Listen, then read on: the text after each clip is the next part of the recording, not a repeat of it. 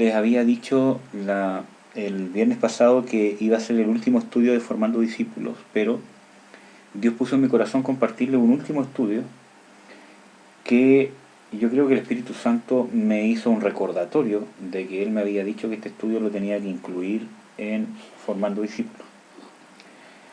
Es frutos de discernimiento, que quizás algunos de ustedes me han escuchado darlo en un seminario que dimos el año pasado, no, el año antepasado, pero vamos a intentar hacerlo porque una de las cosas más importantes que un cristiano debe ejercitar es el discernimiento.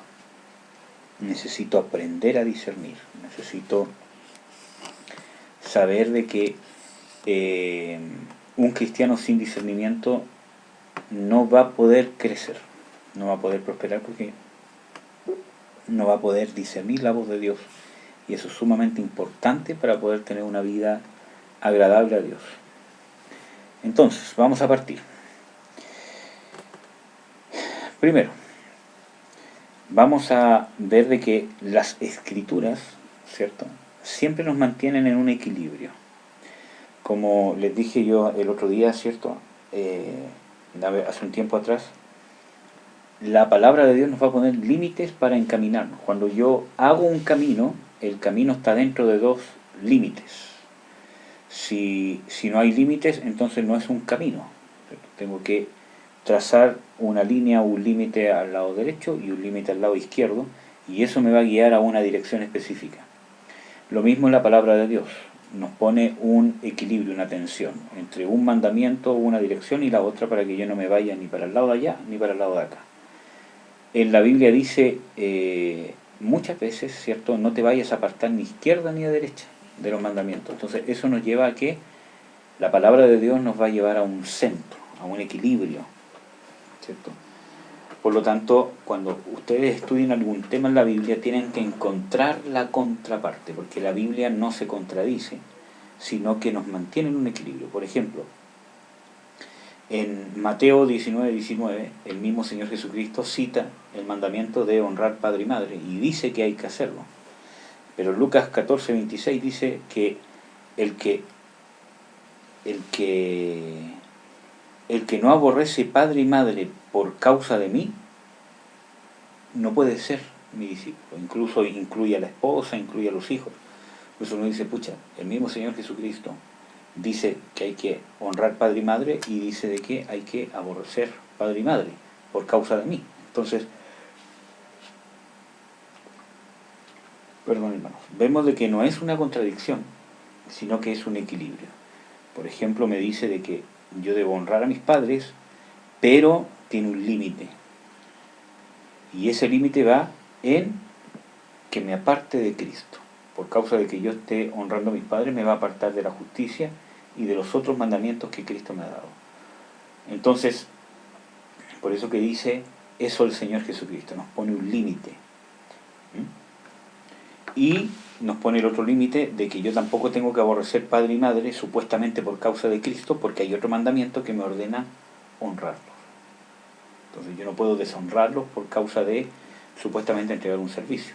Por ejemplo, hace mucho tiempo escuché el testimonio de un pastor que contaba de que había otro pastor, ¿cierto?, que se tomaba tan literalmente este versículo de aborrecer padre y madre que su madre lo iba a ver al culto y él no le hablaba, no le dirigía la palabra, porque él estaba sirviendo a Dios y no quería que nadie lo molestara. Entonces, ese es un extremo. Y justamente vamos a hablar de los extremos. La herejía, ¿cierto? Esa palabra herejía significa, o todas las herejías que existen, tienen algo de verdad.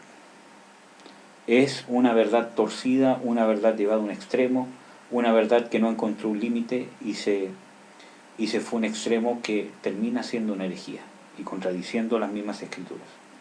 Entonces, no debemos escoger 1, 2 o 3 versículos bíblicos para establecer una doctrina, sino debemos encontrar todo el contexto bíblico.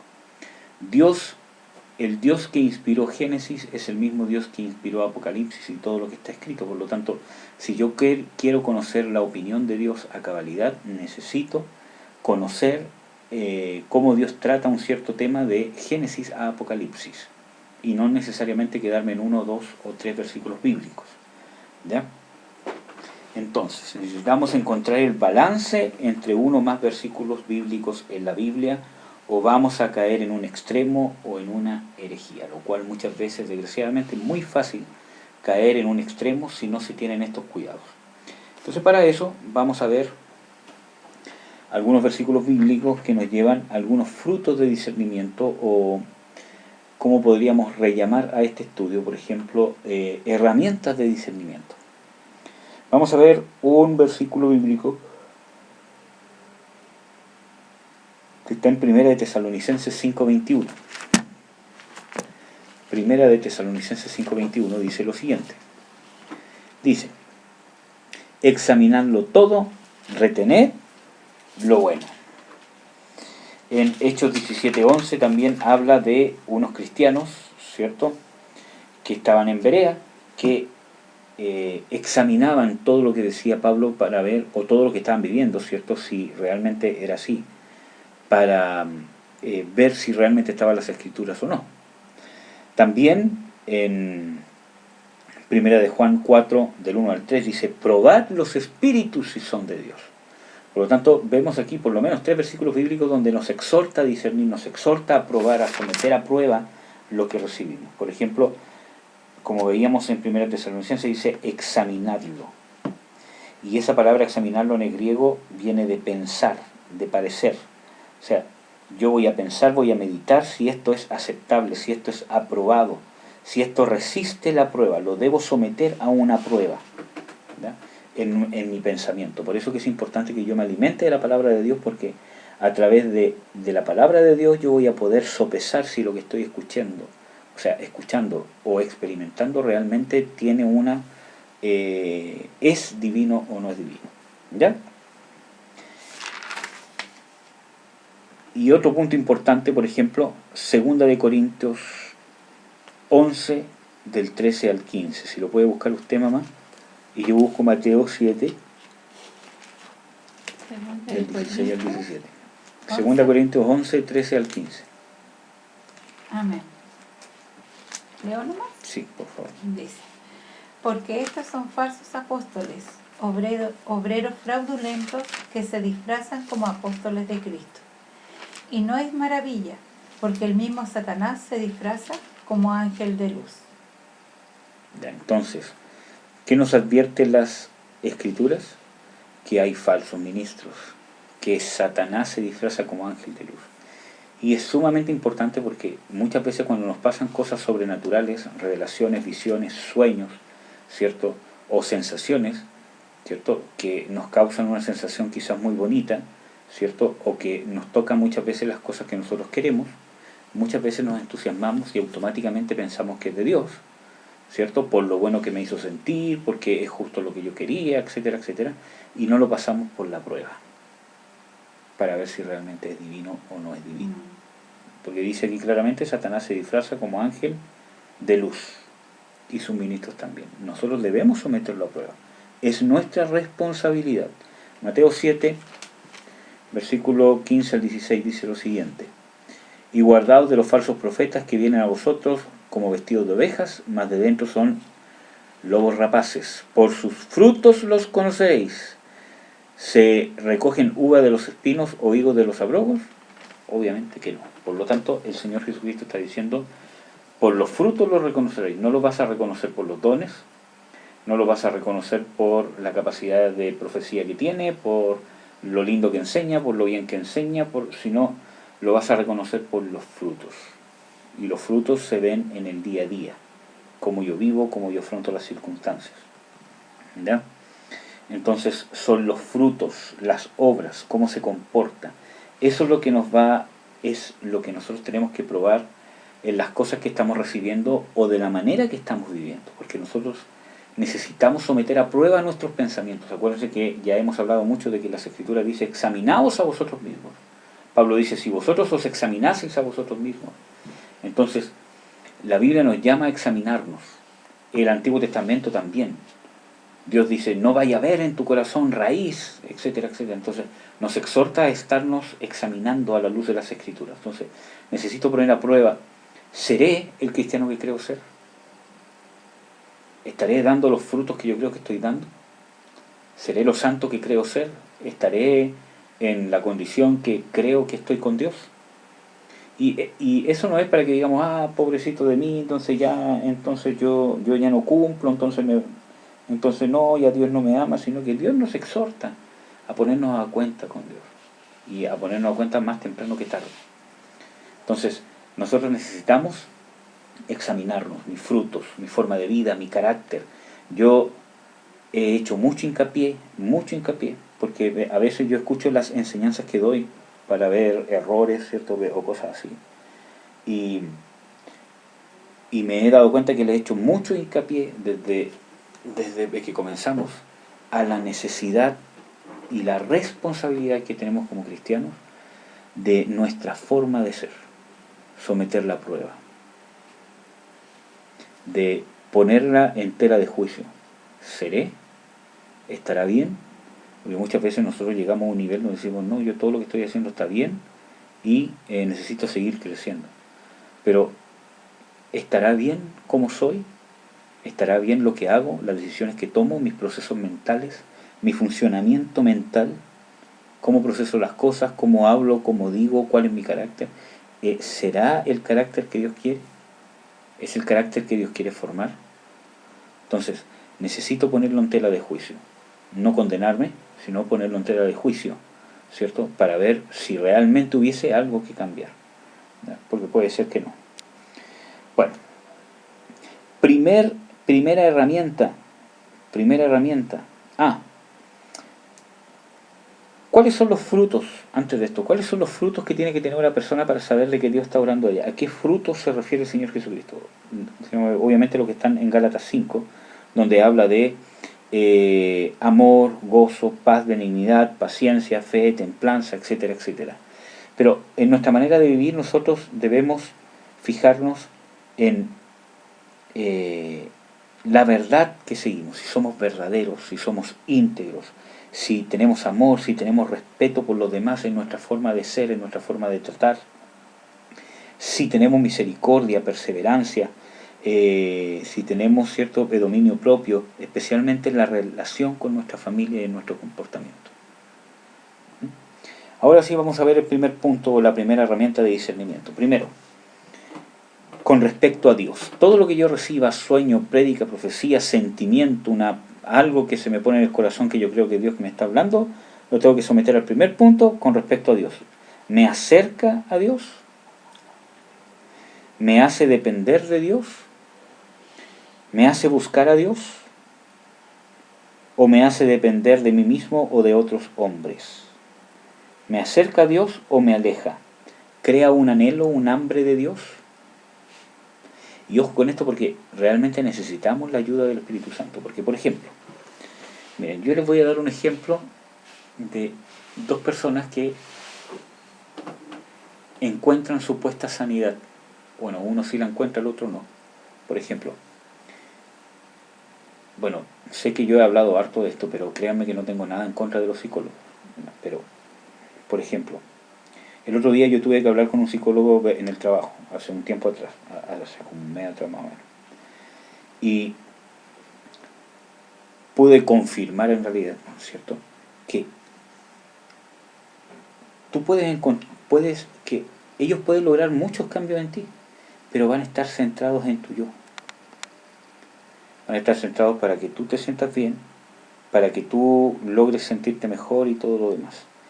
Y uno de los consejos que él dijo, dentro de lo que pudo hablar, ¿cierto?, dijo, tienes que decir lo que piensas. Si sientes algo, háblalo, dilo, que en parte está bien. Porque si yo me retengo las cosas, me van a amargar, ¿cierto? Entonces me decía, tú tienes que decir las cosas y tienes que decirlas nomás. Entonces, pero Dios me dice otra cosa. Dios también nos exhorta a no guardarnos cosas, obviamente. Pero yo no voy a decir nada que no sea para edificación.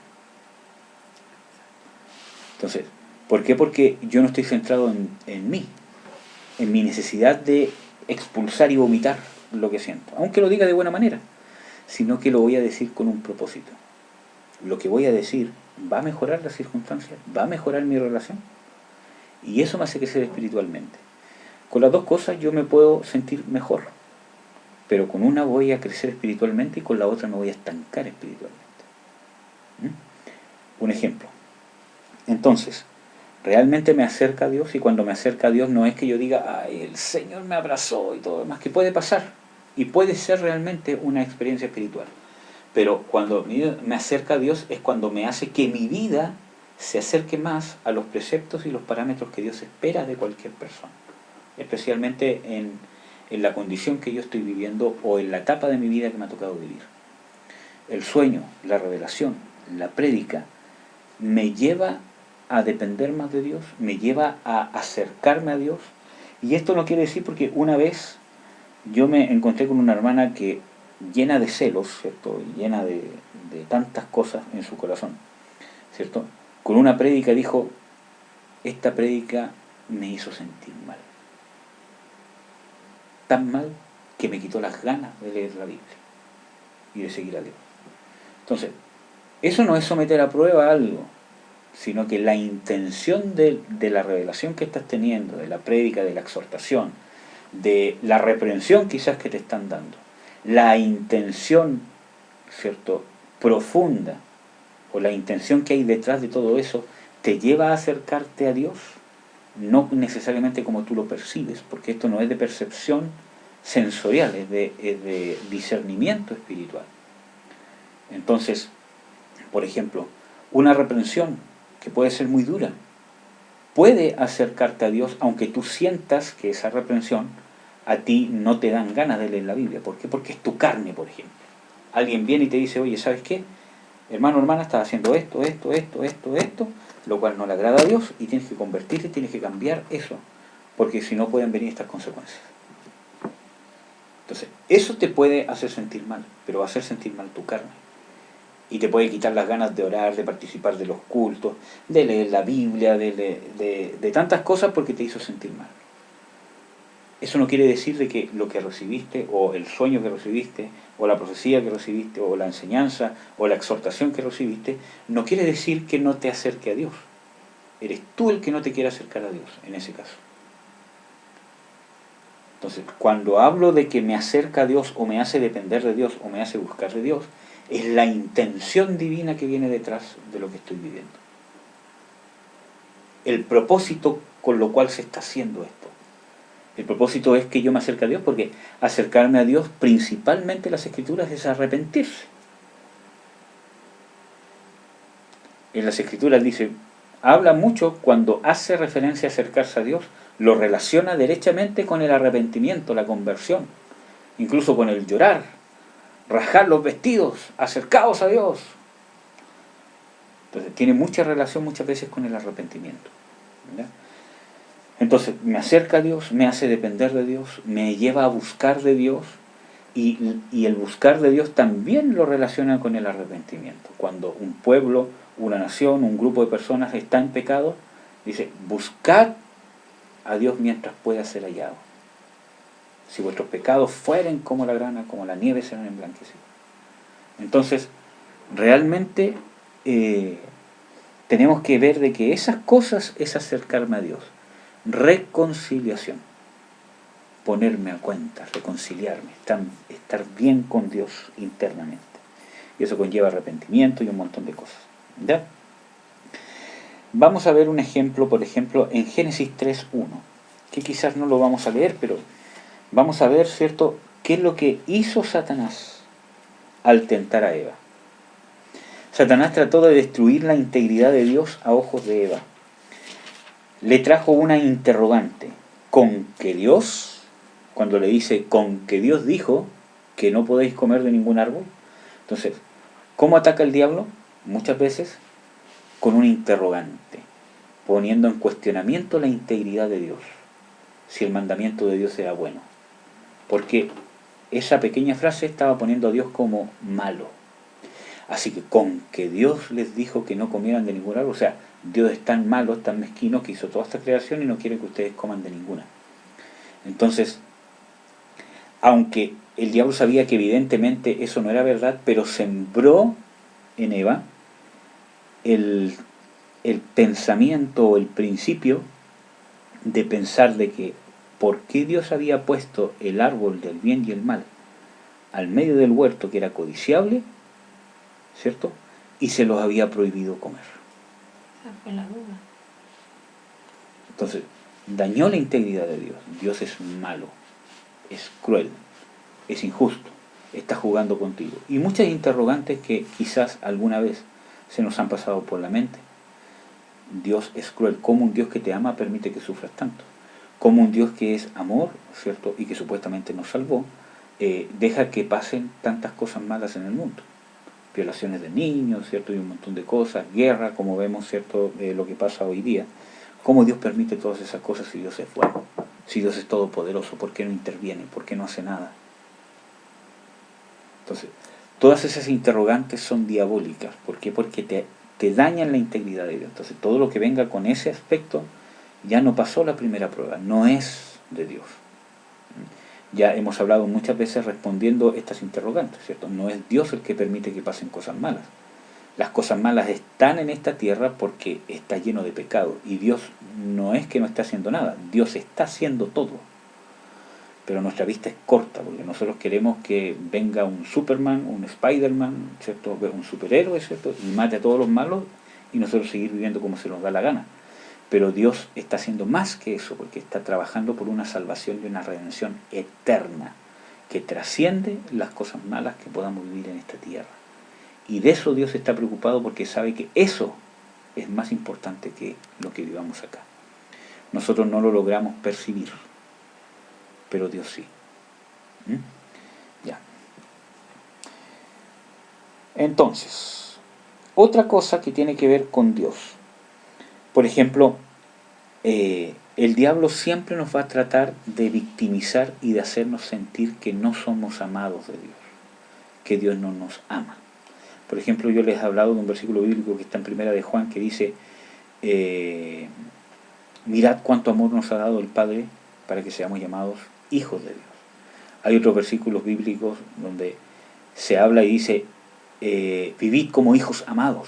Y muchas veces nosotros no vivimos como hijos amados. Vivimos como hijos porque creemos que somos hijos, pero no sentimos que somos amados de Dios. O no vivimos como si fuésemos amados del Dios Todopoderoso.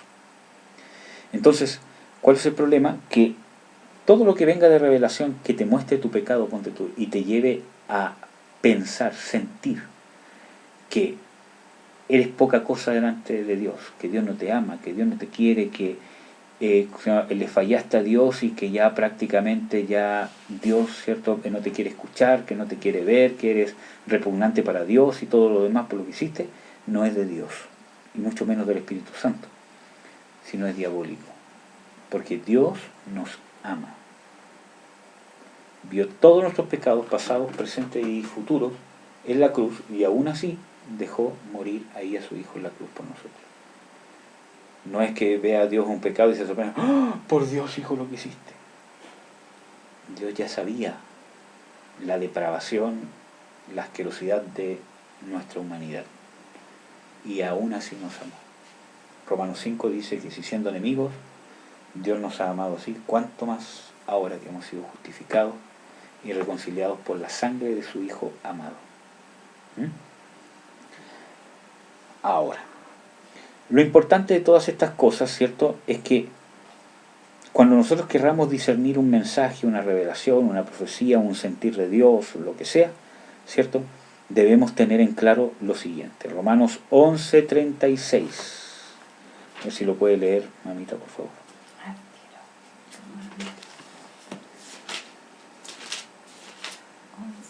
11:36 dice, porque de Él y por Él y para Él son todas las cosas. A Él sea la gloria por los siglos. Amén.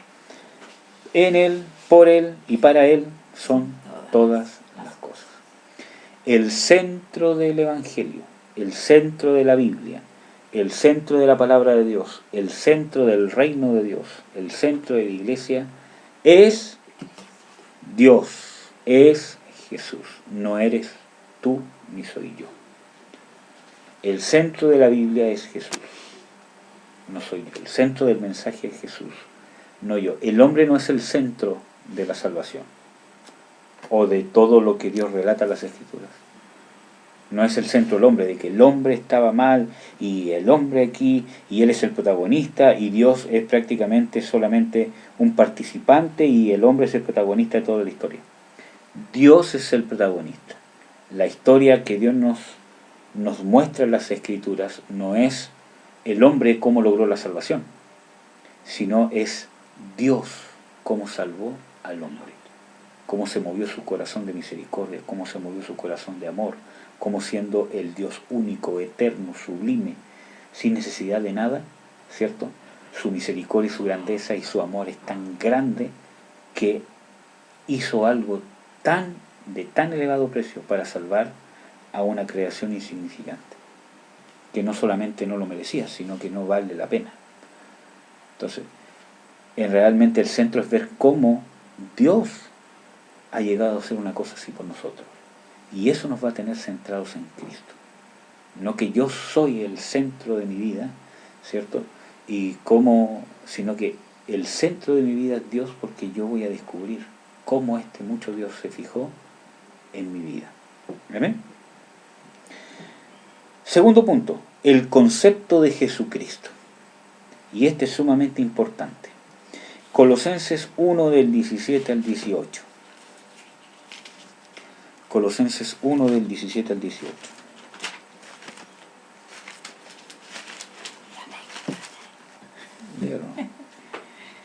Amén. Dice, y Él es antes de todas las cosas, y todas las cosas en Él subsisten. Y Él es la cabeza del cuerpo, que es la iglesia. Él, que es el principio, el primogénito de entre los muertos, para que en todo tenga la preeminencia. Entonces, Él es antes de todas las cosas. Él tiene la preeminencia.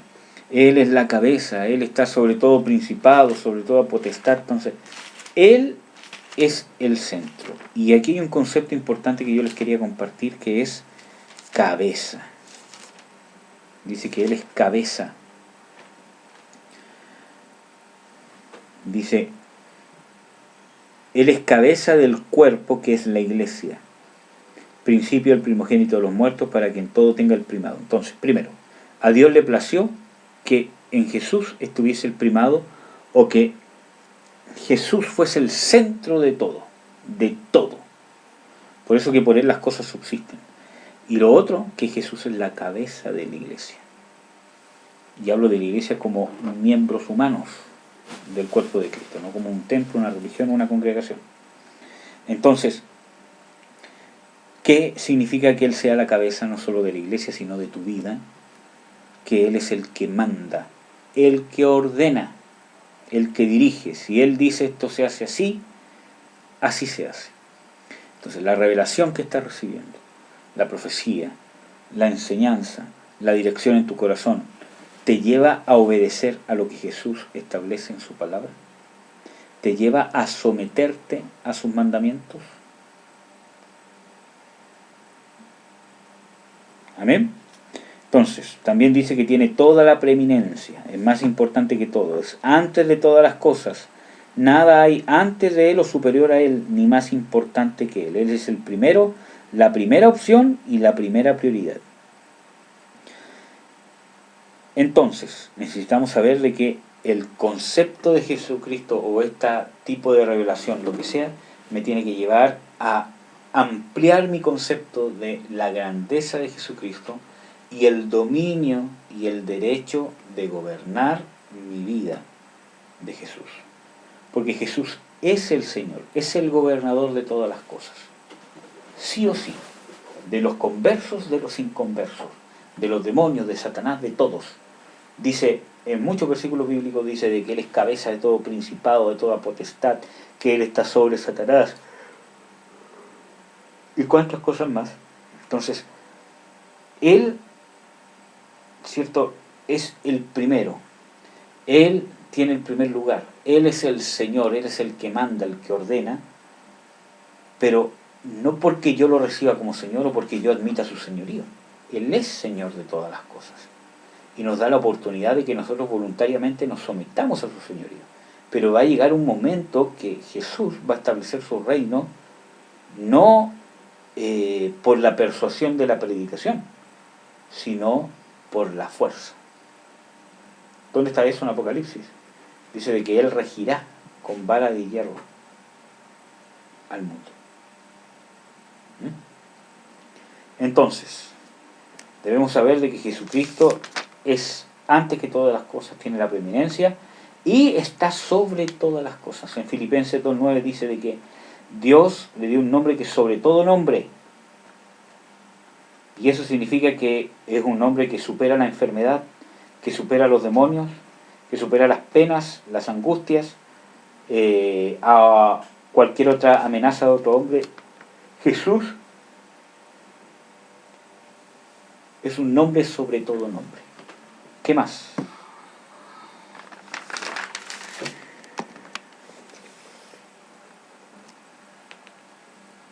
Ya leímos Romanos 11:36, ¿cierto? Sí. Vamos a volver a Romanos 11:36, donde dice de que vimos de que todo es de Él, por Él y para Él. Por lo tanto, la salvación, ¿cierto?, es para cumplir el propósito de Dios y no el nuestro. Por eso que yo le he dicho de que es importante que un cristiano sepa cuál es el propósito que Dios tiene contigo.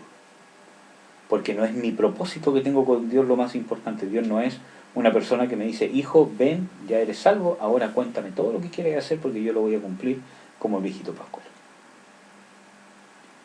No es así. Jesús es el centro. Por lo tanto, nosotros somos los que debemos cumplir los propósitos de Dios y dejar que Dios cumpla sus propósitos en nosotros.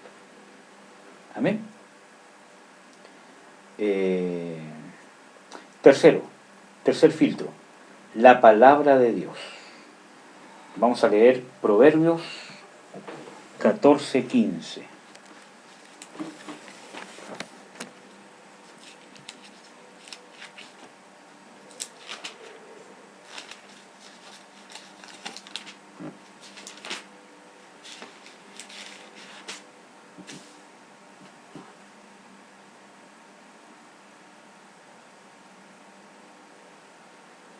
Amén. Léalo un momento, por favor. Dice, el simple todo lo cree, mas el avisado mira bien sus pasos. El simple todo lo cree, mas el avisado mira bien Sus pasos. sus pasos. Entonces, nosotros no debemos ser simples de capacidad espiritual de discernimiento. No debemos creer que todo lo que nos causa una buena sensación necesariamente va a ser de Dios. Dios nos puede causar una buena sensación y muchas veces lo hace, pero no necesariamente viene de Dios. ¿Ya? Y lo otro es que cuida, o en otra versión dice, entiende bien sus pasos. Y ahí está hablando de discernir. Yo entiendo, sé, busco de una manera activa si mis pasos, mi forma de vivir, mis decisiones realmente están de acuerdo a la voluntad de Dios. ¿Amén?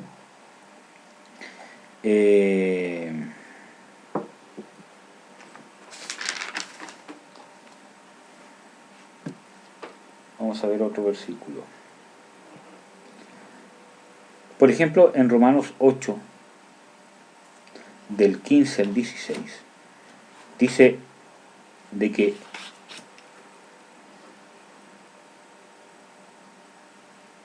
perdón, si tiene versículo lo puede leer. Sí, Romanos 8, 15 y 16 dice, pues no habéis recibido el espíritu de esclavitud para estar otra vez en temor, sino que habéis recibido el espíritu de adopción, por el cual clamamos, Abba Padre. Entonces, nos dice de que no hemos recibido espíritu del temor, sino de adopción, por el cual clamamos, Abba Padre. Por lo tanto, es el Espíritu Santo el que nos dará testimonio que somos hijos de Dios.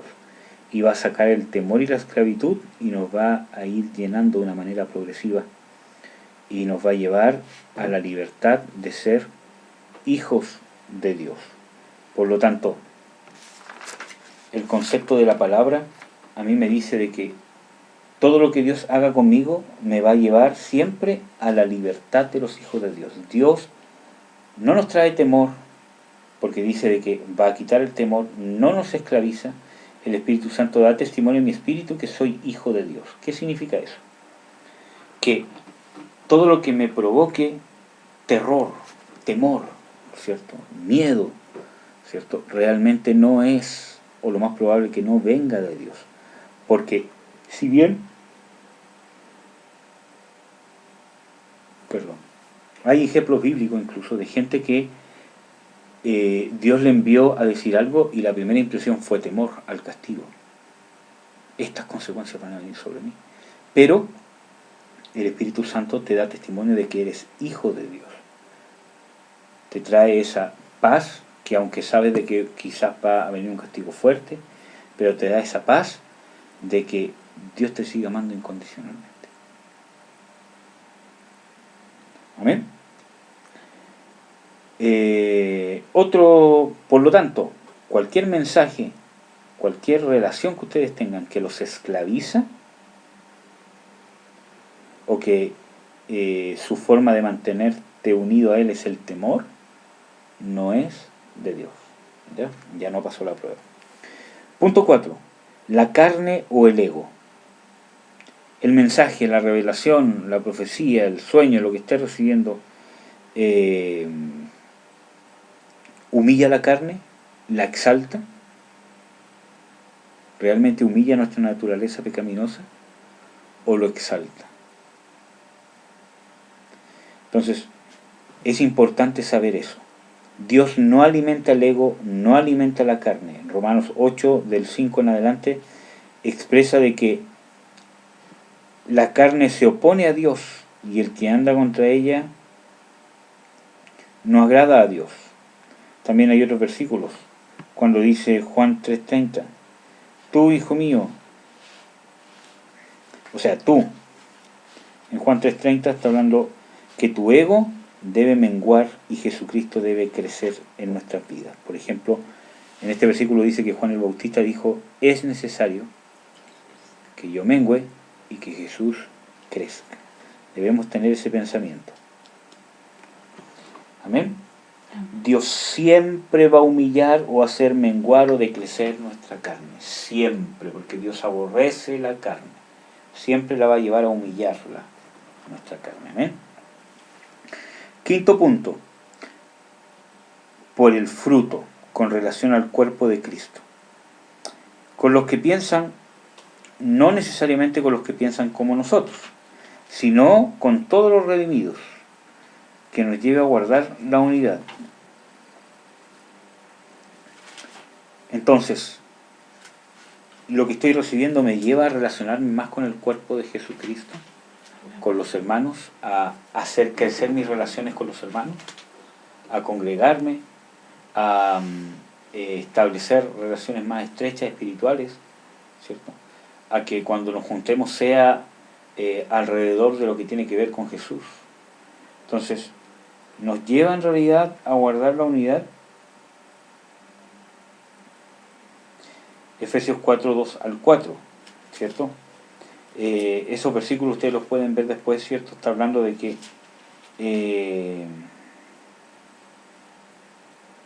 soportándonos con paciencia, unos a los otros. Efesios 4, ¿lo puedes leer mejor? Efesios 4 del 2 al 4. Dice, con toda humildad y mansedumbre, soportándoos con paciencia los unos a los otros en amor, solícitos en guardar la unidad del Espíritu en el vínculo de la paz, un cuerpo y un espíritu, como fuisteis también llamados en una misma esperanza de vuestra vocación. Entonces, las revelaciones de Dios no nos van a separar del cuerpo, sino nos van a llevar a amar, a ayudar al cuerpo, a participar de la unidad del cuerpo, ¿ya? A guardar la unidad.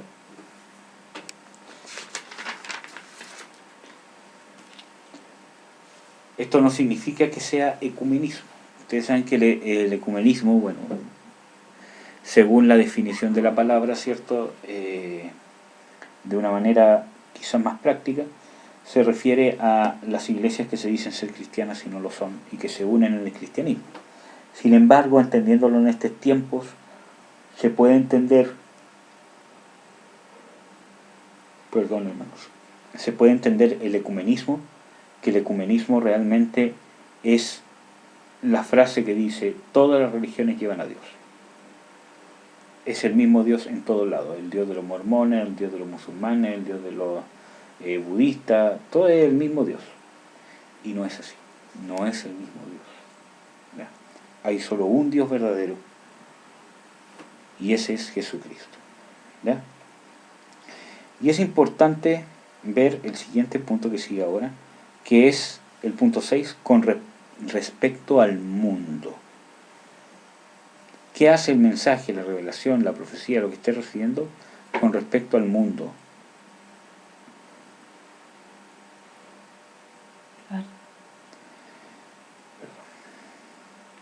Entonces, lo que tengo que ver es que si me lleva a santificarme, ¿qué significa santificarse? Significa apartarse para Dios. Cuando ustedes vean en las Escrituras que dice sed santos o santificarse, realmente está haciendo referencia a apartarse para Dios. A que yo me aparto, o sea, yo me consagro para Dios, yo voy a hacer cosas en mi vida que van a ser especialmente dedicadas a Dios. Entonces, vamos a leer algunos versículos bíblicos. Puede buscar mamá 1 de Pedro 1, del 15 al 16, y yo busco 2 de Corintios 7, 1. Del 5 al 16. No, 1 de Pedro 1, del 15 al 16.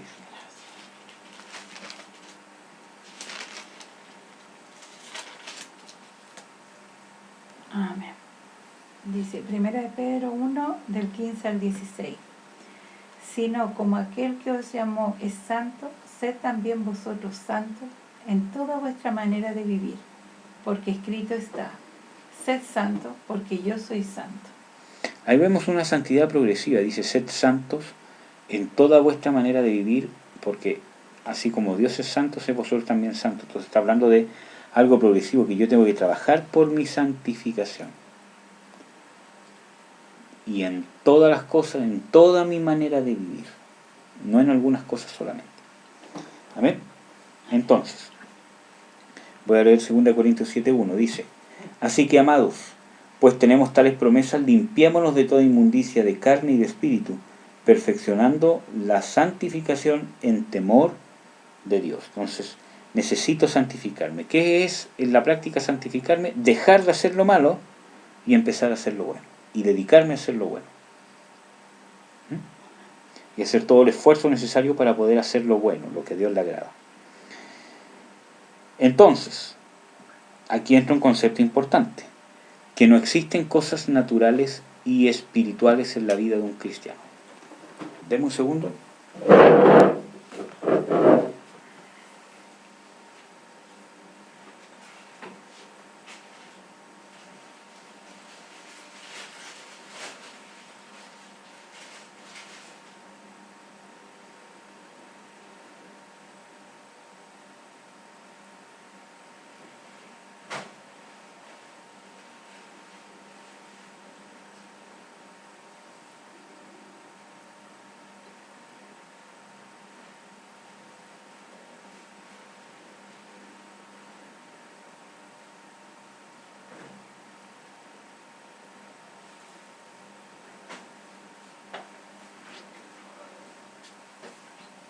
Ya, ahora sí, hermano, disculpe.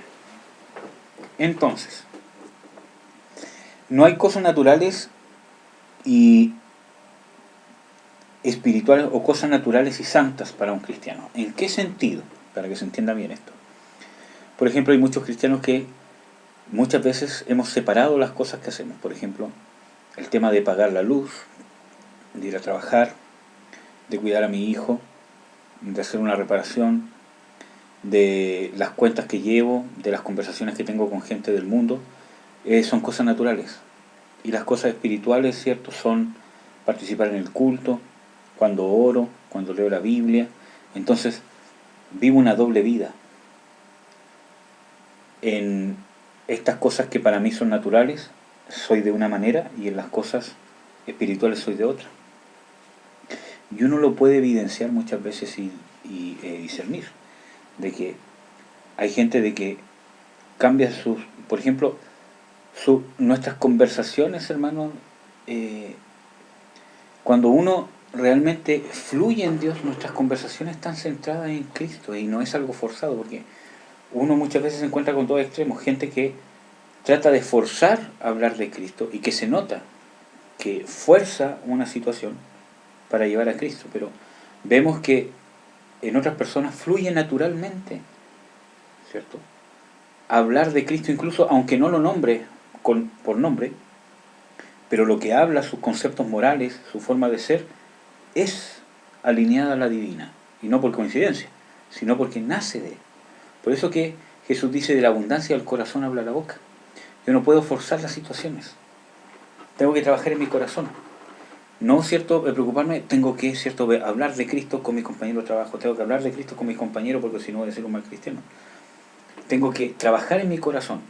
Y si yo me doy cuenta que en las conversaciones que tengo con gente mundana no tomo a Dios en cuenta, ¿cierto?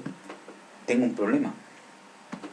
Necesito llenar mi corazón de Dios, porque hay una falencia, porque debería fluir naturalmente. Entonces, no hay cosas santas y cosas naturales. Todo es santo. Yo debo ser santo incluso cuando voy al baño y hago del 2.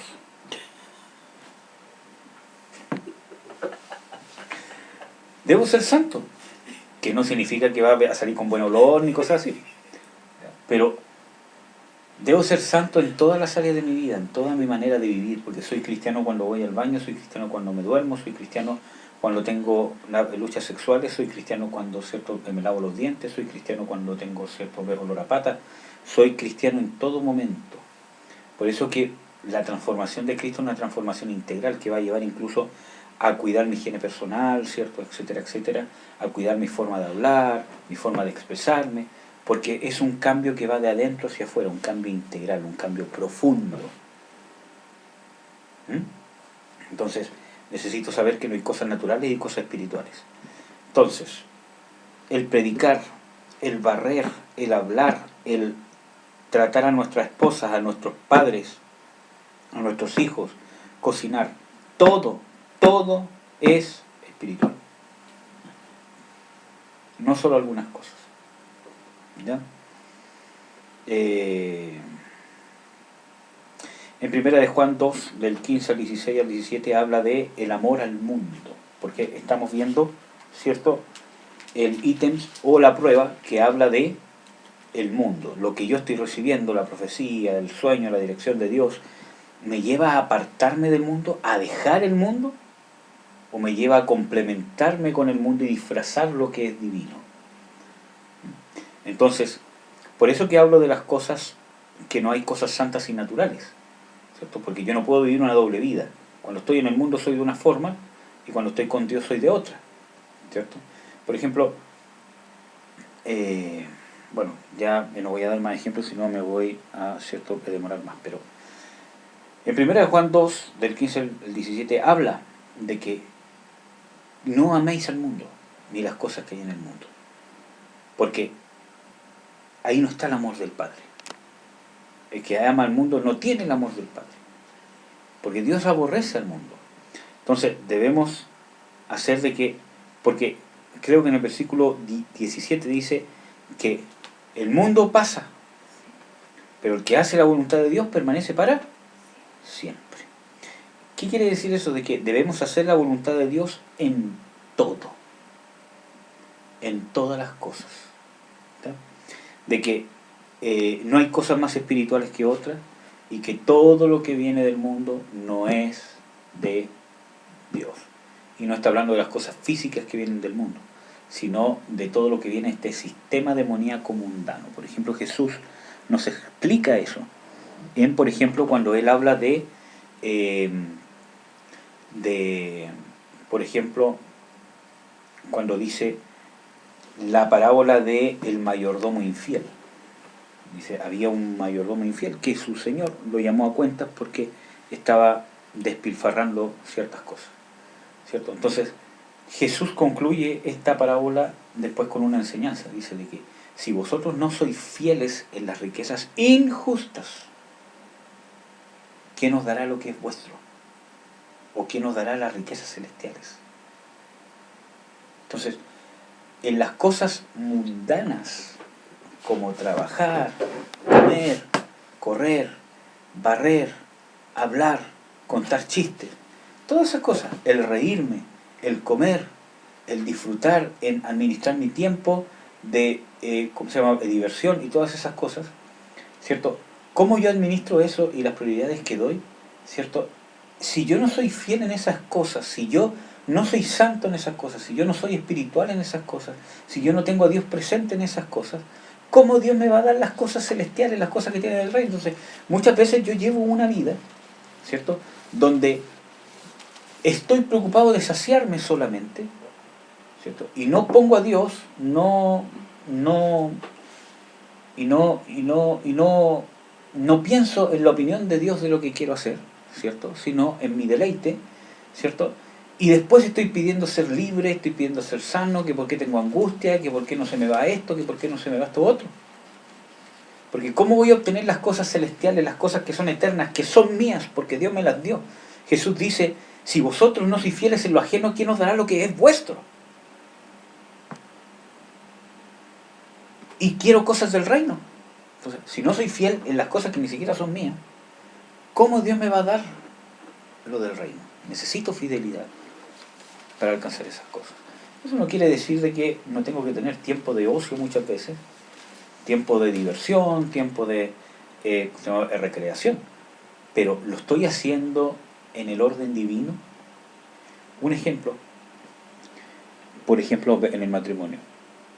Yo, muchas veces con Marcela, bueno, hace mucho tiempo que no lo hacemos, ¿cierto? Obviamente por el niño, pero íbamos al cine, pero tenía una trascendencia divina, algo tan común. ¿Por qué? Porque detrás había un amor divino de preocuparse de nuestra relación, de trabajar por nuestra relación y entender que nuestra relación no es solamente juntarnos a orar, aunque es esencial orar juntos, todo lo demás, es una parte muy importante, pero no necesariamente voy a estar las 24 horas del día, o las 16 horas que estoy despierto, o las 20 horas que estoy despierto, sentado en una silla, leyendo la Biblia y orando. Entonces, el apartar ese tiempo también es una muestra de amor, porque yo estoy preocupado de mi esposa, que ella se recree, y ella de mí. Estoy preocupado de sus necesidades y ella de las mías. Estoy hablando del matrimonio, ¿ya? Entonces, es un ejemplo de cómo, ¿cierto?, muchas veces en cosas naturales yo puedo ser fiel a Dios. Gracias. Debemos vivir constantemente la voluntad de Dios. En Juan 8:12, en Mateo 5:14, Dios nos llama a ser luz del mundo.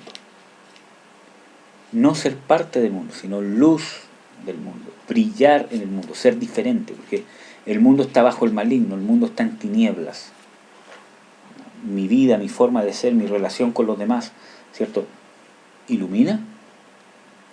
Acuérdense que las tinieblas se resisten a la luz, por lo tanto siempre va a traer un precio de persecución, de burla, de apartarme, ¿cierto?, que te vean como loco, que te vean como ignorante. Entonces, debemos estar dispuestos a pagar ese precio, que no significa que yo esté hablando, ¿cierto?, a cada rato, es que Dios me dijo que...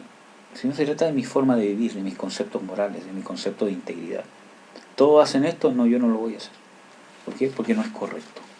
Soy cristiano. Por ejemplo, ¿ya? Entonces, ¿me aparta totalmente del mundo o me lleva a tolerar ciertas cosas del mundo en mi vida? Y esto muchas veces pasa en las grandes iglesias con el tema de la música. Gente hasta que termina bailando sensualmente, ¿cierto?, en los cultos, disfrazándose, haciendo striptease, ¿cierto?, usando minifalda y un montón de cosas, ¿cierto? ¿Por qué? Porque el diablo lo empieza a percibir, las revelaciones, los sentires que tienen, lo empiezan a decir, ay, pero si se hace con un trasfondo espiritual va a ser bueno. Bueno, el mundo es el mundo. Nosotros debemos ser cristianos. ¿Amén? Séptimo punto, el pecado. ¿Me da libertinaje al pecado o me lleva a renunciar al pecado? La revelación que estoy recibiendo me lleva a tolerar el pecado. Por ejemplo, si bien el Espíritu Santo nos da conciencia de pecado, justicia y juicio, y eso incluye no solamente mostrarnos lo malo que hemos hecho y las consecuencias que tienen, sino darnos paz en el amor y la misericordia de Dios que nos invita a arrepentirnos. Pero muchas veces el diablo también se disfraza de esa revelación. ¿En qué sentido? En que muchas veces el diablo nos hace sentir tranquilos con el pecado. Pecaste, pero te quedaste tranquilo. No hay compungir. No hay dolor por haber pecado. Te quedaste tranquilo. Incluso el diablo te puede decir, tranquilo si Dios te ama. Tranquilo si Dios es perdonador, sigue tranquilo. Ese no es Dios. El Espíritu Santo te va a traer conciencia de pecado primero, y después de justicia, y después de juicio. Por algo Jesús lo dice en ese orden. Te va a traer conciencia para que sepas de qué arrepentirte. Eso no significa que hay que martirizarse, que hay que cortarse las venas, que soy un pobre pecador, ¿cierto? Que le fallé a Dios, que no leo la Biblia hace 2 meses, ¿cierto? Que no he hecho esto, que yo otra vez, y todo lo demás. Ay. Porque eso no es conciencia de pecado. Conciencia de pecado es tener conciencia de que Dios te dice, hijo o hija, esto está mal. Esto es malo. No es bueno, no es tolerable, yo no lo tolero. No es bueno para tu vida. Necesitas arrepentirte. Yo no te vengo a condenar, sino quiero limpiarte, quiero bendecirte y te voy a ayudar a que te arrepientas. Entonces es diferente a que yo pequé, tengo una forma de ser y me empiezo a sentir mal y viene algo y me dice, tranquilo si Dios te perdonó. Ay, y sigo siendo igual. Entonces debemos tener, ¿me da libertinaje al pecado o me lleva a renunciar al pecado, a abandonarlo? Vamos a leer algunos versículos bíblicos. ¿No? Usted me puede ayudar con Tito 2, del 11 al 12. Yo voy a buscar Santiago 1:21. Del 11 al 12. Sí. Tito 2, del 11 al 12, dice: porque la gracia de Dios se ha manifestado para salvación a todos los hombres, enseñándonos que, renunciando a la impiedad y a los deseos mundanos, vivamos en este siglo sobria, justa y piadosamente. Ese es el llamado de Dios. Que renunciando a la impiedad y al pecado, nosotros vivamos en este siglo, en este mundo, de una forma justa, en verdad y en la moral de Dios. Renunciar, dejar las cosas de este mundo. En el libro de Hechos, Pedro, cuando cierto predica, dice que Jesús nos vino, dice, sed salvos de esta perversa generación. Entonces, necesitamos saber de que también Pedro habla, ¿cierto? Que debemos dejar esta vana manera de vivir. Santiago 1:21 dice lo siguiente: por lo cual, dejando toda inmundicia y superfluidad de malicia, recibid con mansedumbre la palabra ingerida, la cual puede hacer salvas vuestras almas. Entonces, dice aquí una relación muy importante, dejando toda inmundicia, toda malicia, ¿cierto? Todas las cosas del mundo, todo lo que está. Entonces, tenemos que tener nosotros una actitud, pero también nos dice, recibid la palabra ingerida. O sea, nosotros debemos buscar la corrección. Y ser corregidos no necesariamente significa ser reprendidos. Buscar el consejo, buscar la dirección, buscar la bendición, buscar que me bendigan, buscar que oren por mí. Mira, yo ahora con mi hijo, ya cuando se va a dormir, ¿cierto? ¿Cómo se llama? Le digo, hijo, lo voy ¿cómo se llama? A bendecir, venga. Y él pone su cabecita aquí y ¿cómo se llama? Aguanta como 4 segundos. 4 segundos, 10 segundos lo máximo. Pero cuando yo digo, hijo, venga que lo voy a bendecir, pone su cabecita y cierra los ojitos. Siendo tan chiquitito, sin ni siquiera saber quizás qué es. Incluso cuando me voy, ¿cierto?, al trabajo también le dijo, hijo, venga porque lo voy a bendecir, y pone su cabecita ahí.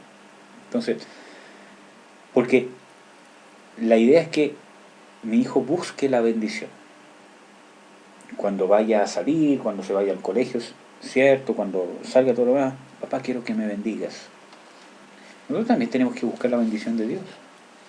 Por ejemplo, cuando yo tengo que tomar decisiones importantes, busco la bendición de, por ejemplo, ¿cómo se llama? En mi pastor, que es el pastor, ¿cómo se llama? Vladimir, ¿cierto? Como todos saben. En mi matrimonio, cuando, ¿cierto?, he tenido que dar una prédica importante, cuando he estado en búsqueda de, ¿cierto?, el trabajo, cuando voy a hacer un cambio importante en mi vida, donde sé que quizás voy a ser tentado, ¿cierto? Una vez hablo con él, pastor, si puede orar por mí, o si tiene algo, algún consejo que Dios le ponga en el corazón o alguna cosa.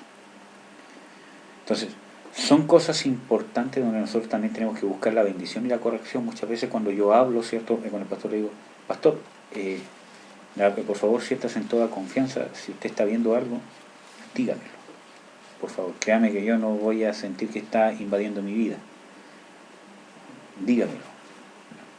Entonces, y así también hablé una vez con el apóstol Norman, que antes del matrimonio, cuando él supo que me iba, ¿cómo se llama?, a casar, ¿cierto?, dijo, ¿estás bien seguro?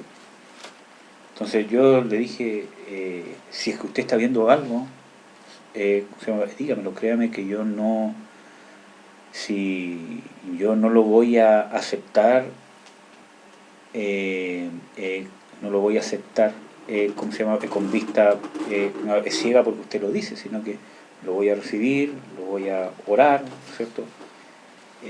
Pero por favor, sienta como un padre le diría un consejo, ¿cierto?, a su hijo.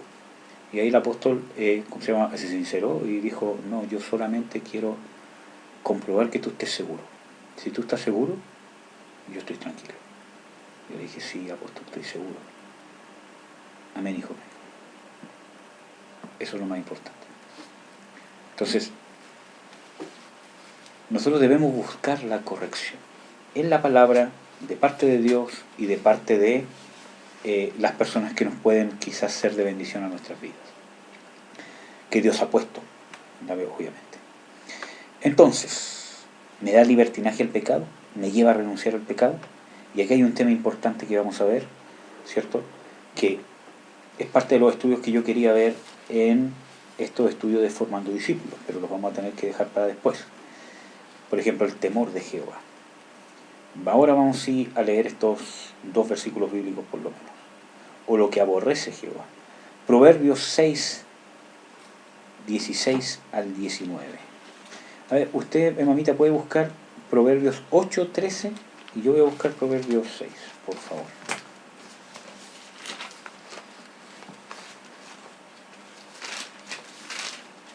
¿Lees tú o leo yo primero? Lea usted primero, por favor.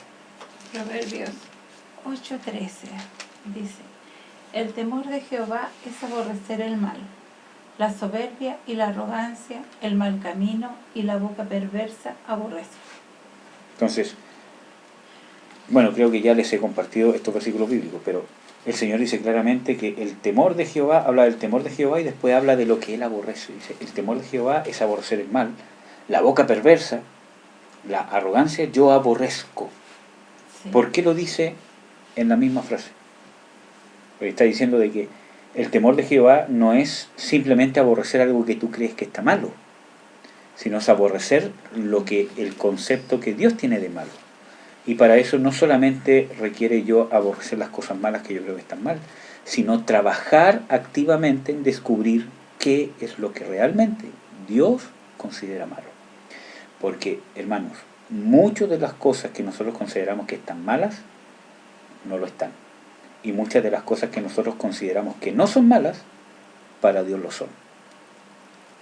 En aspectos de nuestra vida, quizás tan cotidianos como pienso, como reacciono, como hago, como administro mi vida. Entonces, es nuestro deber activamente descubrir, y así aumenta nuestro temor a Dios. Proverbios 6, del 16 al 19, dice lo mismo, pero un poco más largo. 6 cosas aborrece Jehová, y aún 7 abomina su alma: los ojos altivos, la lengua mentirosa, las manos derramadoras de sangre inocente, el corazón que maquina pensamientos inicuos, los pies presurosos para correr al mal, el testigo falso que habla mentiras, y el que enciende rencillas entre hermanos. Aquí hay muchas cosas que dice que Dios aborrece. Dios dice en su palabra que aborrece el pecado.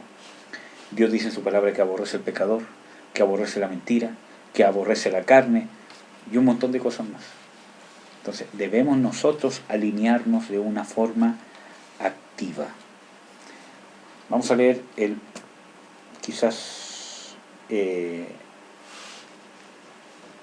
no, yo creo que lo vamos a dejar hasta ahí. Vamos a hacer un resumen para no alargar más el estudio. Resumen para probar los frutos o pruebas para discernir. Porque en Hebreos 5 habla de un discernimiento que tiene que tener todo cristiano. Porque la Biblia habla del don de discernimiento, que no es del discernimiento que estamos hablando. El don del discernimiento es un don especial que da el Espíritu Santo, que es un don sobrenatural para poder discernir cosas que humanamente no se pueden discernir o no se pueden apreciar. Por eso dice el discernimiento de espíritus, para saber si detrás de una manifestación de algo se mueve un espíritu demoníaco o quizás un espíritu de Dios, ¿cierto? Pero ese es un don que Dios da. Pero el discernimiento que yo le estoy hablando, de un discernimiento que debe tener cada cristiano, y ese discernimiento se trabaja, se construye, se forma. Hebreos 5:14, si mal no recuerdo. Sí. Mas la vianda firme es para los maduros, para los que por la costumbre tienen los sentidos ejercitados en el discernimiento del bien y del mal. Nosotros, por la costumbre, o sea, debemos acostumbrarnos a hacer algo cotidiano, el estar ejercitando constantemente nuestro discernimiento del bien y del mal.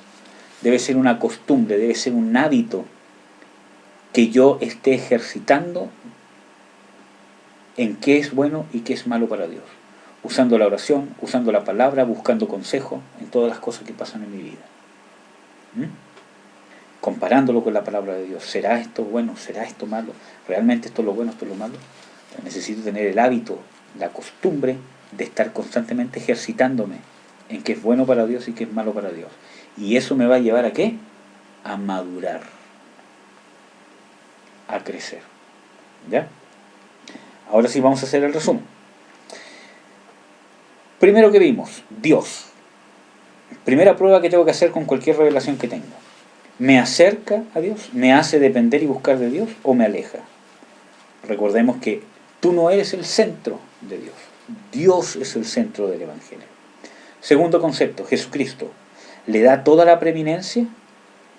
¿Establece que Jesucristo es el que está dirigiendo o realmente está estableciendo este mensaje quizás muy bonito? Quizás nombra a Dios, nombra a Cristo, quizás, ¿cierto? Pero quizás me está haciendo que yo soy el que manejo mi vida, que yo soy el que mando. O sea, no se somete. Justamente. O que yo pongo a Cristo como una herramienta para alcanzar mi felicidad. Porque pasa mucho en las iglesias modernas. Yo uso a Dios como una herramienta para alcanzar lo que quiero. Y lo siento muy bonito, muy agradecido porque me ayuda a alcanzar lo que yo quiero. Y eso no es de Dios. Jesucristo es el Rey, es la cabeza. Es el que manda, el que dirige, el que ordena, el que es antes de todo, es el Rey y Señor. 3. Con respecto a la palabra de Dios. En Isaías 8:20 dice, a la ley y al testimonio. Si no es con respecto a esto, porque no les ha amanecido. Así de simple. Si no se adecúa a la ley y al testimonio, o sea, a la palabra de Dios, no es de Dios. Así de simple. ¿Ya? ¿Corresponde a la palabra de Dios? Sí o no. Cuarta prueba, la carne y el ego. ¿La humilla o la exalta? Dios jamás va a alimentar el ego. Quinto punto, con respecto a la iglesia. A con los redimidos, no con todas las sectas que hay o con todos los que se dicen ser cristianos, con los redimidos. ¿Me lleva a guardar la unidad? ¿O me separa, me aísla de los otros redimidos? ¿Nos lleva a amar o ayudar al cuerpo? Por ejemplo, ustedes han visto los seminarios que hemos organizado, que quizás no han sido, ¿cómo se llama?, populares, ¿cierto? Todo lo demás, tanto para jóvenes, ¿cierto? Ustedes han visto cómo nos hemos unido como iglesias. Incluso en el seminario que se hizo para jóvenes hace bastante tiempo atrás, se unió un pastor de México. ¿Cierto? Se unieron dos hermanos que son de otra iglesia que no tienen nada que ver con, ¿cómo se llama?, herederos del reino. Incluso hay cosas que quizás yo no comparto de ellos. Y hay cosas que ellos quizás no comparten de las cosas que yo predico o que yo enseño. No las cosas trascendentales. Pero aún así nos unimos en Cristo porque ellos son redimidos y tienen un grano que aportar. Yo puedo aprender de ellos. Y ellos tienen ese mismo sentimiento, porque son muy humildes. Entonces, en el último, ¿cierto?, seminario, ¿cierto?, que se hizo, ustedes vieron, ¿cierto? Quizás ustedes, ¿cierto?, conocen al hermano Jorge. Él no se congrega en ninguna de las iglesias de, ¿cómo se llama?, herederos del reino, pero comparte con nosotros y nosotros con él. En las lecturas, ¿cómo se llama?, bíblicas. Entonces, ustedes ven de que hay una unidad del cuerpo. Y por lo que él mismo ha dicho, eso es lo que a él lo atrajo, que dio esa apertura a la unidad del cuerpo. Y así, en el último, ¿cierto?, seminario vieron que participó una ¿cómo se llama?, pastora, ¿cierto?, del norte. Entonces, vemos que esas cosas nos mantienen unidos y que las cosas que hacemos son para la edificación del cuerpo. Por eso que yo comparto las cosas por YouTube o en su momento por Facebook, porque había gente que estaba buscando, ¿cómo se llama?, palabra de Dios, y que quizás por casualidad vio alguna enseñanza, algún mensaje, y ¿cierto?, hablaba de que si, ¿cierto?, había más cosas, más ¿cómo se llama?, enseñanzas, pese a que eran quizás de Venezuela, de Nicaragua, y de quizás qué país, y yo sé quizás dónde se congrega, ¿cierto? O si se congrega en realidad, pero es un servicio para el cuerpo. Es un servicio para el cuerpo de Cristo. ¿Amén? Con respecto al mundo, ¿me lleva a apartarme, a santificarme, a ser santo en todo lo que hago? ¿Me aparta totalmente del mundo o me mantiene con una patita adentro y con la otra afuera? Siempre debemos ser espirituales. Yo soy espiritual, como cierto, ¿cómo se llama?, les dije, hasta cuando estoy haciendo fuerza en el baño. Soy espiritual. Te reprendo, mojón del demonio. No, es broma. Ya. Pero soy espiritual en todas partes. Con respecto al pecado, ¿me da libertinaje o me lleva a dejar y renunciar el pecado? Yo una vez escuché a una hermana cristiana, amada hermana cristiana, ¿cierto?, que una vez dijo, pero si tener relaciones sexuales fuera del matrimonio, ella no lo veía como pecado porque decía, si es por amor, Dios lo bendice. Y mi esposa le dijo, no, hermana, no es así. Pero ¿cómo va a ser, cómo Dios lo va a ver con el pecado si yo me estoy entregando por amor y esa persona se está entregando por amor a mí y nos amamos? Y es un amor sincero, porque es un amor lindo y todo lo demás. Entonces digo, no, eso no es así. Dios bendice el acto sexual dentro del matrimonio y no fuera del matrimonio. Y eso es porque nos centramos en la sensación. Yo siento que es un amor lindo y sincero y nadie dice que no lo sea. Incluso es más, dos homosexuales pueden sentir un amor muy lindo y puede ser muy sincero lo que sienten. Y que no sea malo ni con cosas raras, puede ser muy lindo, puede ser muy sincero, puede ser muy bello y que los hace sentir, ¿cierto?, amados, ¿cierto?, queridos como nadie más, pero no es de Dios. Porque el amor de Dios se amolda a los mandamientos de Dios. Y esa es la diferencia entre el amor filios, el amor eros y el amor ágape.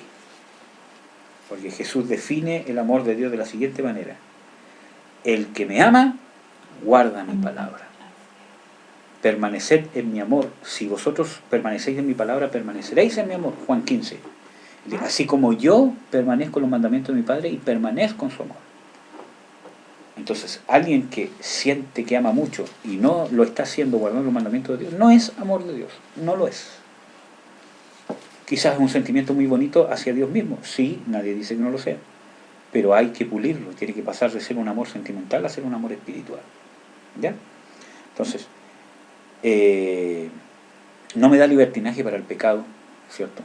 Consintiendo lo que estoy haciendo y calmando mi conciencia de que como es amor, ¿cierto? Está todo bien, sino que me lleva a dejar y renunciar al pecado. ¿Amén, hermano? ¿Tienen alguna duda, algún comentario para edificar esta enseñanza y quizás profundizarla un poco más?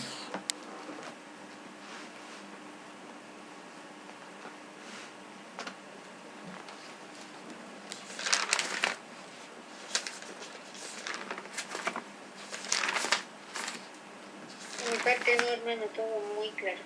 Muy claro. Claro. Entonces vamos a orar, ¿ya?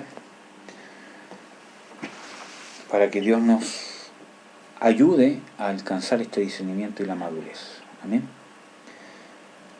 Padre, en el nombre de Jesús, yo te ruego por todos nosotros, especialmente por mis hermanos, mis hermanas, que estamos conectados acá, por los que podrán ver esto posteriormente, especialmente de esta congregación en que estamos, que abras nuestro entendimiento, que realmente podamos probar si las cosas que sentimos, la vida que estamos llevando, la manera de pensar, la manera de vivir, la manera de procesar nuestros pensamientos, la manera de decidir cosas, nuestra vida, nuestra forma de ser, ¿cierto? Realmente se amolda a ti. Danos la capacidad de probarlo, de discernirlo. Ayúdanos, Señor, a buscar este discernimiento, a entender la necesidad que es de poner a prueba nuestra vida. No de una forma negativa, sino de una forma en paz, en quietud, seguros en tu amor. Abre nuestro entendimiento, Señor, en el nombre de Jesús. Rompo las cadenas de entendimiento entenebrecido por el pecado, en el nombre de Jesús. Rompo las cadenas, las vendas, las cegueras espirituales y aún naturales de nuestra crianza o de maldiciones espirituales. En el nombre de Jesús, abre nuestros ojos, abre nuestro entendimiento, Señor. Quita y que sea descubierto todo engaño del enemigo para calmar nuestras conciencias o para llevarnos a amargarnos y a victimizarnos a tal manera que no queremos nada con Dios porque no nos sentimos dignos. Tú nos has hecho dignos, Señor. Yo cancelo toda mentira del enemigo. Tú nos has dignificado no porque lo seamos, no por lo que hagamos, porque no somos. Tú nos has dignificado porque Jesús es digno. Recibimos esa dignidad de parte tuya, Señor Jesús, de tu gracia, de tu misericordia, de tu beneplácito, Señor. En el nombre de Jesús. Amén. Amén, amados.